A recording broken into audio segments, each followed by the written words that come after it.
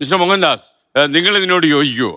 കാര്യം ഇത് ഒരുപക്ഷെ ഭാവിയിൽ പ്രസവിക്കാൻ ബുദ്ധിമുട്ടുള്ളവർക്കൊക്കെ ഇങ്ങനൊരു സൗകര്യം ഉപയോഗിക്കാൻ പറ്റുന്നൊരു സാഹചര്യം ഉണ്ടാക്കാൻ പറ്റും. അങ്ങനെ ഒരു സാഹചര്യം ഉണ്ടായിക്കഴിഞ്ഞാൽ ഉള്ള പ്രശ്നം, ഞാൻ കാസർഗോഡ് നിന്നാണ് വരുന്നത്. ഒരു NGO 11 വർഷമായിട്ട് റൺ ചെയ്യുന്നുണ്ട്. അപ്പോൾ ഞങ്ങൾ ഏറ്റവും കൂടുതൽ ഡിസബിലിറ്റി സെക്ടറിലാണ് വർക്ക് ചെയ്യുന്നത്. അപ്പോൾ ഇങ്ങനെ ഒരു ജനിക്കുന്ന കുട്ടി, ഈ 9 മാസം അല്ലെങ്കിൽ 10 മാസം ചുമന്നിട്ട് ജനിക്കുന്ന കുട്ടി, അവർക്ക് കുട്ടിക്ക് എന്തെങ്കിലുമൊക്കെ അംഗവൈകല്യം ഉണ്ടായിക്കഴിഞ്ഞാൽ അച്ഛനമ്മമാർ സ്വീകരിക്കുമോ? അതൊരു ക്വസ്റ്റ്യൻ ആണ്. നോർമലി കാസർഗോഡ് എൻഡോസൾഫാൻ ആ ഒരു ഏരിയയിൽ ഒത്തിരി കുട്ടികൾ ജനിച്ച ഉടനെ അച്ഛന്മാര് ഭാര്യനെയും കുട്ടീനെയും ഉപേക്ഷിച്ചിട്ട് പോകുന്നുണ്ട്. അങ്ങനെ നടക്കുന്നുണ്ട്.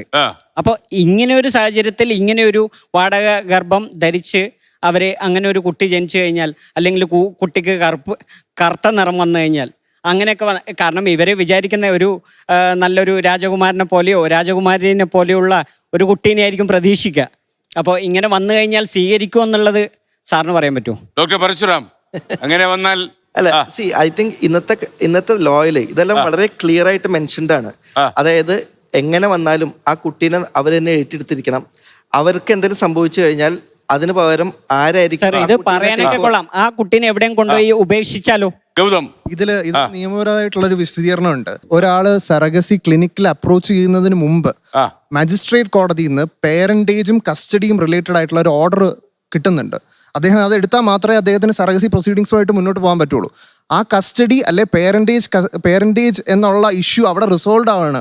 അൺബോൺ ചൈൽഡിന്റെ കസ്റ്റഡി ഓൾറെഡി ഇന്റൻഡിങ് പേരൻസ്, അതായത് ഇതൊക്കെ നിയമപരമായിട്ട് നടക്കുന്ന കാര്യങ്ങളാണ്. പക്ഷേ ഞാൻ പറയുന്ന ഒരു ലോജിക്കായിട്ട് ചിന്തിക്കുമ്പോൾ ഈ കുട്ടീനെ പിന്നീട് സ്വന്തം കുട്ടീനെ പോലെ വളർത്താതിരുന്നു കഴിഞ്ഞാൽ, ഇപ്പോൾ നിയമപരമായിട്ട് എന്തായാലും സ്വീകരിച്ചു കഴിഞ്ഞു, കുട്ടീനെ സ്വന്തം വീട്ടിൽ വളർത്തുന്നുണ്ട്. പക്ഷേ എവിടെയെങ്കിലും പോയിട്ട് അവരെ എൻ്റെ കുട്ടിയല്ല, എവിടെയും ആൾക്കാരുടെ മുമ്പിലും എൻ്റെ കുട്ടിയായിട്ട് എനിക്ക് കൊണ്ടുപോകാൻ പറ്റാത്തൊരു അവസ്ഥയാണെങ്കിൽ ആ കുട്ടിയുടെ ബാല്യം പോയില്ലേ? അതിന്റെ പീനൽ അങ്ങനെ ഒരു അവസ്ഥ വരികയാണ്.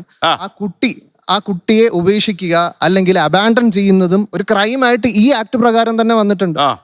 കേസ് കൊടുക്കുന്നുള്ള പ്രശ്നം വരില്ലേ? അപ്പോൾ അതിനാണ് കുട്ടി നമ്മുടെ ഒരു ലോ വന്നതും ആ ലോ എൻഫോഴ്സ് ചെയ്യുന്ന രീതിയും തമ്മിൽ ഡിഫറൻസ് ഉണ്ട്. ആ കുട്ടിക്ക് അപ്രോച്ച് ചെയ്യാൻ പറ്റുന്ന, അല്ലെങ്കിൽ ആ കുട്ടിക്ക് വേണ്ടി വേറൊരാൾക്ക് അപ്രോച്ച് ചെയ്യാൻ പറ്റുന്ന അതോറിറ്റി ഉണ്ട്, നമ്മുടെ ചൈൽഡ് വെൽഫെയർ കമ്മിറ്റി, അല്ലെങ്കിൽ ഒരു പെർട്ടിക്കുലർ പോലീസ് സ്റ്റേഷനിൽ പോയാൽ. നിങ്ങൾ പറയുന്നത് ഉപേക്ഷിക്കുന്ന കാര്യത്തിലാണ്. ഞാൻ പറയുന്നത് വളർത്തുന്നുണ്ട്, പക്ഷേ കുട്ടീനെ സാധാരണ കുട്ടീനെ പോലെ ആൾക്കാരുടെ മുമ്പിൽ കൊണ്ടുപോകുന്നില്ല, അല്ലെങ്കിൽ കല്യാണത്തിനോ അല്ലെങ്കിൽ ബാക്കിയുള്ള ഒരു പൊതുപരിപാടിക്ക് കൊണ്ടുപോവാണ്ട് ആ കുട്ടീനെ വളർത്തുന്നത് ഇത് നോർമൽ സർക്കംസ്റ്റാൻസിൽ നോർമലി വരാവുന്നതാണ്. അതൊരു സറഗസി പാടില്ല എന്ന് പറയാൻ പറ്റുന്ന ഒരു കാര്യമായിട്ട് ഇത് പറയാൻ പറ്റുമെങ്കിൽ ഇത് സറഗസി പാടില്ല എന്ന് ഞാൻ പറഞ്ഞില്ലല്ലോ. ഇങ്ങനെ വരുമ്പോ ഇതിന് എന്താണ് ഇപ്പോൾ നിയമം അനുശാസിക്കുന്നുണ്ട്, നിങ്ങൾ നിയമപരമായിട്ടാണ് പറയുന്നത്. അപ്പോൾ ഒരു കുട്ടീന്റെ ബാല്യത്തെയാണ് നശിപ്പിക്കുന്നത്. അല്ല, കുട്ടിയുടെ ബാല്യം ഈ പറഞ്ഞ കാര്യം നോർമൽ സർക്കംസ്റ്റാൻസിൽ എല്ലാ കേസും സംഭവിക്കാവുന്നേ ഉള്ളൂ.